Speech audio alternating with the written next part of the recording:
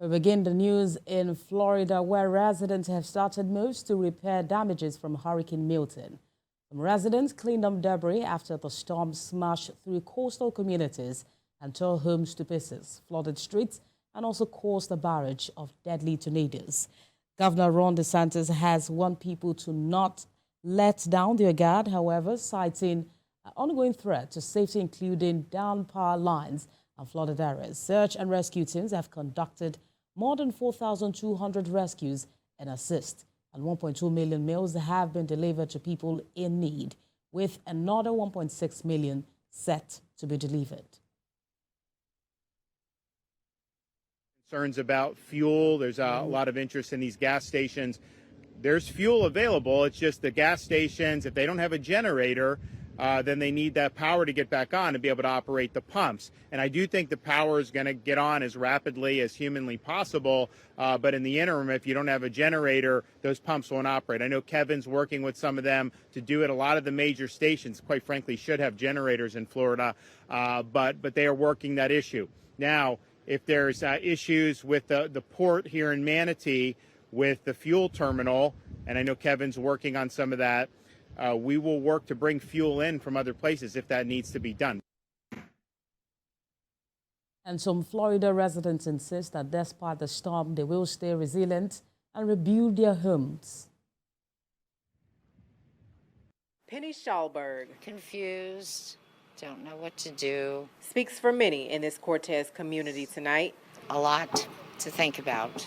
Exhausted. Oh, it's just incredible. I've never seen destruction like this. It's devastating. It's your life. It's what you've worked for and worked hard for, and it's gone. I'm going to rebuild. There's no doubt about that. It's the only place I got. So that's my plan so far. Grateful that I'm alive. It'll be fine. It'll be fine.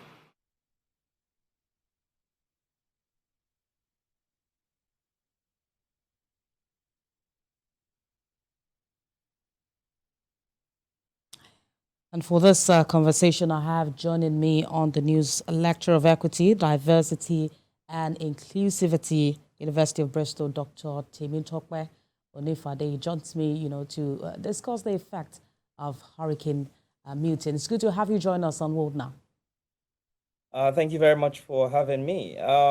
So the hurricane has been quite terrible. And it's unfortunate that we're going to continue to have similar events around the world. As you've seen, we've had lots of destruction of property, and some people have died also because of the hurricane. So scientists have already connected the hurricane to climate change. The challenge is if we do not do something about climate change, we're going to continue seeing similar events. Not just in the U.S., but around the world. And even with, several advocacies about the effect of climate change on different regions, we still see disinformation and conspiracy theories being a huge problem with these natural disasters. What do you make of the evacuation process? And did the hurricane seem like the worst scenario, considering the losses? Unfortunately, it's not the worst case scenario. It is possible to have things that are more serious. And don't forget that usually weather events don't come as singles. Usually they're complicated, they're compounded by other factors. For instance, it's not just about the flooding. You'd also have tornadoes and various weather events that would impact people's properties, lives, and so on and so forth. We're yet to see the worst case scenario if we don't take action to deal with our extreme greenhouse gases that are warming our planet and triggering these various events. And the fact that the hurricane was not as devastating as expected, I mean, it was expected to be the worst, considering the fact that recovery efforts for communities impacted by Hurricane Helen is still ongoing. Is this likely to affect future predictions? Well, I guess scientifically, decision makers are going to factor this hurricane into their decision-making models. But in terms of predicting, it's difficult to predict accurately what events are going to happen in the future. And in terms of getting people help that they need, unfortunately, they can't move as fast as one would want. For obvious reasons, these kinds of events, like I said, are compounded. So as you're trying to get people to safety, you're also trying to save certain infrastructure or property. And that leads to a lot of losses and damages, right? Which is another big issue in this sort of climate policy space. So I think what we need is a holistic solution rather than a siloed solution.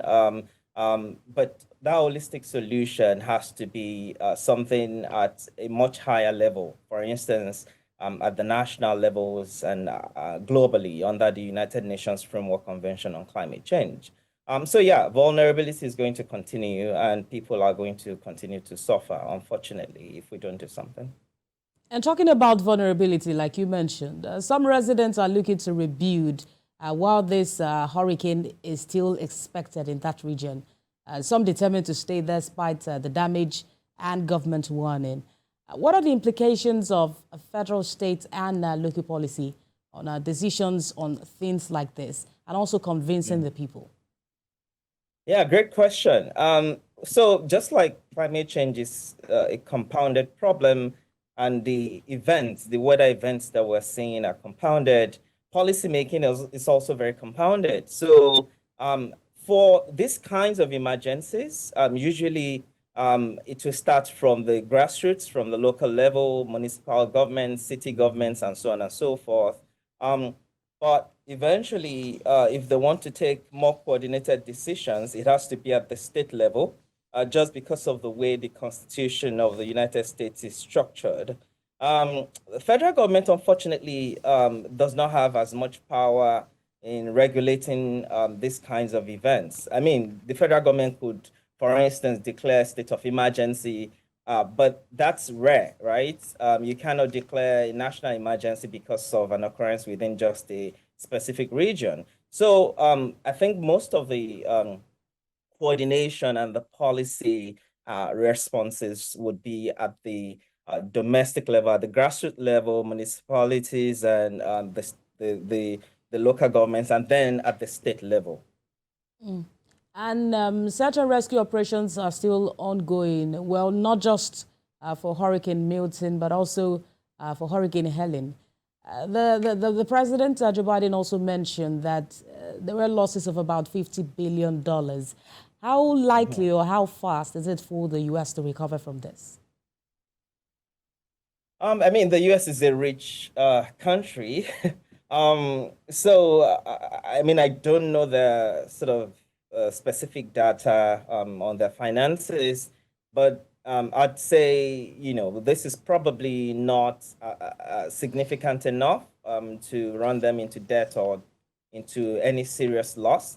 But I think the key issue to keep in mind is that this is one event, but like you said, you know, we've had other similar events, hurricanes, but there are also other types of weather events, right? Forest fires and so on and so forth. So these are little drops, but by the time you calculate everything, it becomes very significant. So I think the financial implications would be long-term rather than short-term. So we're talking about how these events are going to continue to increase, and then how the losses are going to start, you know, compounding and piling up.